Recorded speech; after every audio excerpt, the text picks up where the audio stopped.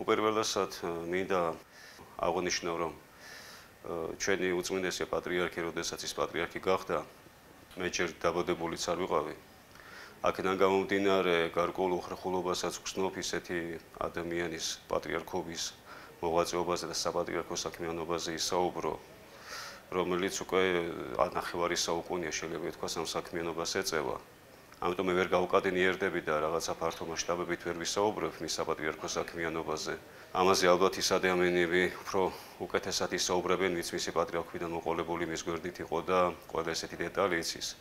თუმცა მე პირადად, როგორც უფრო ესე ვთქვათ, ახალგაზრდა თაობის სამღვდელოების წარმომადგენელმა, რა შემიძლია გავიხსენო. უპირველეს ყოვლისა, ჩემთვის რაც ყველაზე ძვირფასად გასახსენებელია, აი პატრიარქთან შეხების პერიოდებიდან, მე ჯერ თქვა სტიქაროსნობის პერიოდში მომიწია პატრიარქთან ესეთი ფრაგმენტული შეხებები, მე სხვა ტაძრის სტიქაროსანი ვიყავი, მაგრამ აი თქვა დღესასწაულებზე, როცა თქვა ერთ-ორჯერ ჩვენს ტაძარშიც იყო მოსული, წმინდა ნიკოლოზის ტაძარში.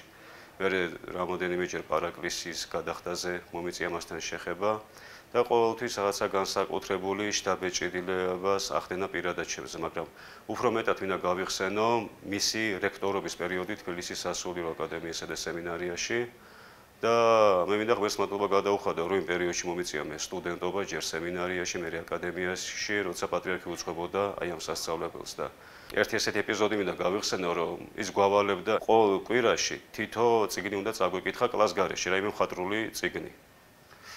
და გვაგიხსენებათ ახლა რომ ისედაც დატვირთულები ვიყავით სასწავლო პროგრამით და ბევრმა სტუდენტმა ვერ მოახერხა, რომ ერთ კვირაში ეს დავალება შეგვესრულებინა, მოიკითხა პატრიარქმა, რომ აბა შემოვიდნენ და ისაუბრონ, ვინ რა წიგნი წაიკითხა. ჩვენ რომ მოახსენეთ პრორექტორს, რომ მზად არ ვიყავით, პატრიარქს მოახსენა და მან დაგვიბარა თავის ოთახში, ახლა დღევანდელი რექტორის ოთახში, რომ გამოიკითხა, რატო არ წავიკითხეთ წიგნები და ახლა იქ ბევრი ბავშვი შევედით, მე მაშინ სემინარის სტუდენტი ვიყავი და მე რაღაცნაირად უფრო ცოტა გვერდით დავდექი, რომ გამოსაჩენი არ ყოფილიყავი და გადახედა ყველა სტუდენტს და მაინც მე დამადო თითი და მე მკითხა შენ წიგნი რატო არ წაიკითხეო და მე ვუთხარი რომ სამწუხაროდ დრო არ ქონდა რომ გადატვირთული ვიყავი და შენ რა შექვია დრო არ ქონდა მაგის მეტი რა დრო უნდა ქონდეს ძალიან შემწყვეტა ამით რისი თქმა მინდა რომ ძალიან დიდი მუხტი მოგცე იმისა ანუ დაინტერესება ლიტერატურით წიგნების კითხვით და მე მინდა გავიხსენო რომ პატრიარქის ყოველი აქ მოსულა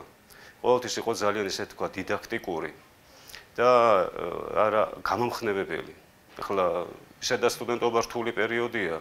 ზოგადად ახლა ყველას პირად ცხოვრებაში რაღაცა კრიზისები აქვს, ხარვეზები აქვს და ასე შემდეგ და აი პატრიარქთან შეხვედრის დროს ყოველთვის რაღაც ახალი მუხტი მოდიოდა. ისეთი ციტატები მოყავდა თქვა ძველი ფილოსოფოსების ან გამონათქვამები, რითაც ჩვენში აი ამ მუხტს და ინტერესს სწავლისადმი და წიგნისადმი ძალიან ზრდიდა. ჩვენ ახლა მაინც პატრიარქს დისტანციით რო უყურებთ, ხო გარკვეული მოგზაურობა და თითქოს სერიოზული კონტრასტია ჩვენსა და მას შორის, მაგრამ სულ სხვანაირია პირად ურთიერთობებში. აი ამაზე მინდა სწორედ ხაზი გაესვას, რომ შეიძლება გარკვეულ კუთხით ის შეიძლება რაღაც ოფიციალურადაც მოიქცეს ადამიანთან, შეიძლება რაღაც კაცრიც იყოს, მაგრამ აქ ძალიან უშუალო ურთიერთობა და რაც თავარია, იგრძნობა მისგან სიყვარული და ადამიანის დაფასება. ეს ძალიან ღირებულია.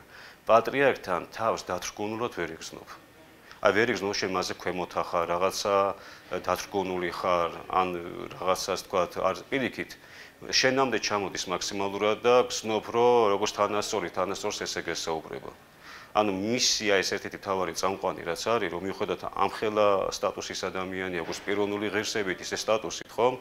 ყველა ადამიანთან შეუძლია იყოს უშუალო და იმ ადამიანის ენაზე ისაუბროს, ვისთანაც აქვს კონტაქტი. ესე ძალიან გამორჩეულია ამის, ასე ვთქვათ, პიროვნებაში და ურთიერთობაში. ახლა კიდევ ამბობ, პატრიარქის ღვაწლი მრავალმხრივია. ძალიან რთულია ამაზე ამოწურავად ისაუბრო, მაგრამ პირადი ჩემი დამოკიდებულება და შთაბეჭდილება პერსონალურად ჩემგან, რაც მე მინდა, ასე ვთქვათ, გამოვყო, აი მისი მუდმივი პერმანენტული მოწოდება ახალგაზრდებისა, წიგნების სიყვარულისკენ, წიგნების კითხვისკენ, განათლებისკენ.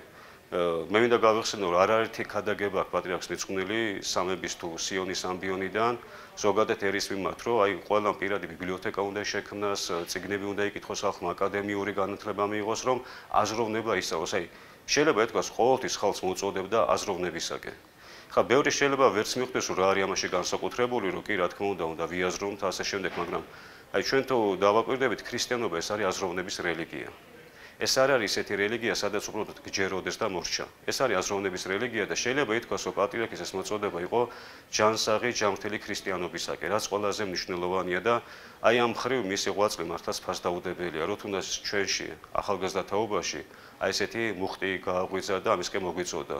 მე მისი ქადაგებებიდან მახსოვს და ცალკეული შეხვედრებიდანაც, აი როდესაც მიდიოდა სხვადასხვა სასწავლებლებში და სტუდენტებს ხდებოდა პატრიარქი, აი მაგალითებიც კი მოყავდა ცოცხალი, რომ აი თქვა როგორ უნდა ისწავლოს სტუდენტმა, აი როგორ უნდა ჩამოყალიბდეს როგორც მეცნიერი მოაზროვნე და აღნიშნავდა კიდეც აი ძველი მეცნიერების მაგალითებიც მოყავდა, თქვა აი ილია აბულაძის, მიხეილ ჯავახიშვილის, რომ აი ეს ხალხი დღეში ხო თქვა 10, 12, 13 საათი მუშაობდა. და ისიც კი თქვა, რომ ჩვენ დღეს ეს შეუძლებლად მიგვაჩნია და შეიძლება ვერ შევძლოთ, მაგრამ აი საზომი და მოწოდება უნდა იყოს ასეთი. აი ეს ერთ-ერთი თქვა მნიშვნელოვანი და განსაკუთრებული და მეორე მინდა გავიხსენო რა, რომ აი მე უკვე ბრძოლობაში, როცა მომიწია მასთან შეხება, ეს იყო პანდემიამდე პერიოდი, ალბათ 2019 წელი. თქვენ მოგეხსენებათ, რომ ჩვენი პატრიარქი რაც პატრიარქი გახდა, მან მიზნად დაისახა სამი ესეთი მნიშვნელოვანი მისია. საქართველოს ეკლესიის ისტორიული ავტოკეფალიის აღიარება საერთაშორისო დონეზე მართლმადიდებლურ სამყაროში. საპატრიარქო ტიტულის მოპოვება და აღიარება და დიპტიქის საკითხი საქართველოს ეკლესიისა. და ჩვენ ვიცით, რომ 1990 წელს ორი აი ეს პირობა იქნა მიღწეული, რომ სოფლიოს საპატრიარქომ ოფიციალურად თავისი ორი ესე ვთქვათ სიგელით აღიარა საქართველოს ეკლესიის ავტოკეფალიის ისტორიულობა, ნამდვილობა და ჩვენი ეკლესიის მეთაურის საპატრიარქო ტიტული. ახლა აქ მაინც მინდა სმენელს განუმარტო, რომ ჩვენი ეკლესიის მეთაურები სულ კათალიკოსებად იხსენიებოდნენ და საპატრიარქო ტიტული განსხვავებულია საკათალიკოსო ტიტულისაგან და საპატრიარქო არის ყველაზე აღმატებული და ყველაზე უპირატესი, ამაზე მაღალი ტიტული არ არის და პატრიარქმა აი ამ ეს ვთქვათ ეს ორი მისია შეასრულა ნამდვილად. და აი როცა მე შევხვდი მას, პირადად მე გამესაუბრა და ერთგვარი გულისწყობა გამოხატა, რომ იმ სამი საკითხიდან, რაზეც ის ყოველთვის იხწუა და ორი მიღწეული იქნა და ის მესამე დიპტიქის საკითხი არის მისაღწევიო. მაშინ მე ასე თქვა დავალება მომცა, რომ ჩემი შესაძლებლობის ფარგლებში მომეძია მაქსიმალური ინფორმაცია, რომ რა საშუალებებით, ანუ რა კანონიკურ საფუძველზე შეგვეძლო ჩვენ აი ეს საკითხი გაგვეტანა და მოგვეთხოვა, რომ რაღაცა ისტორიული ადგილი მოგვეპოვა დიპტიქში. ნუ დღესდღეობით ჯერჯერობით ეს საკითხი არ არის გადაწყვეტილი.